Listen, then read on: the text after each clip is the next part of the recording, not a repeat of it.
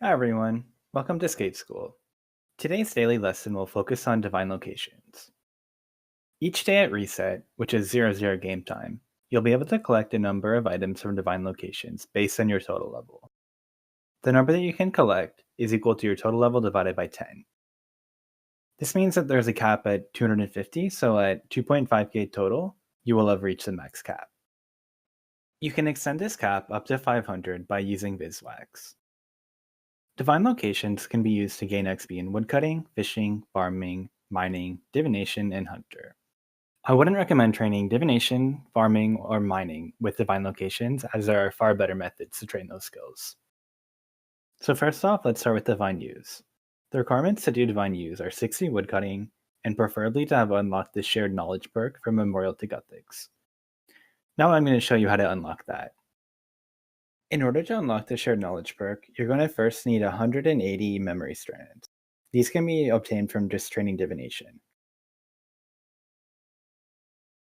So once we get to Berthorpe, you're just going to want to follow me to the southeast, to this room here that has the altar in it. On the altar, you're going to see this little circle here, the green one. And just above that, you're going to find the engram. So once you grab the engram, we're going to use our memory strands to teleport to Memorial to Guthics. Once we get here, you're going to want to run to the Fountain of Energy, and then make sure that the Shared Knowledge perk is activated. What this perk does is gives you 125% of the XP in exchange for getting no items from divine locations. This will be extremely helpful for the woodcutting locations as well as hunter. Now that we have Shared Knowledge unlocked, let's look at divine use. So here we are in World 48 Berthorpe, where divine use takes place every day at reset. If you're not 2,600 total, you can do this on World 2 at any time in the same location. So before we start, we're just going to throw in all of our XP boosting items, such as the woodcutting outfit, items with a wise perk, and the wisdom aura.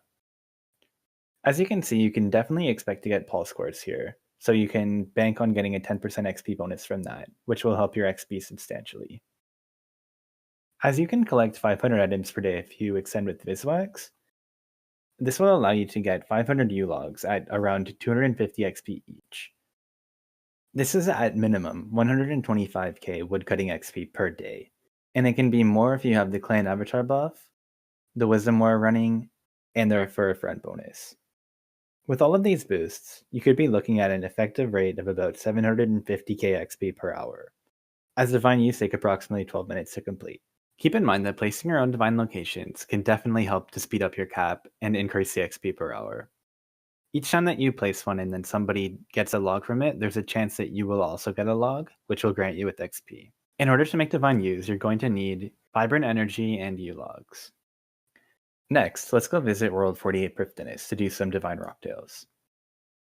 This is the same idea as divine use, where you're going to want to have your XP boosting items on.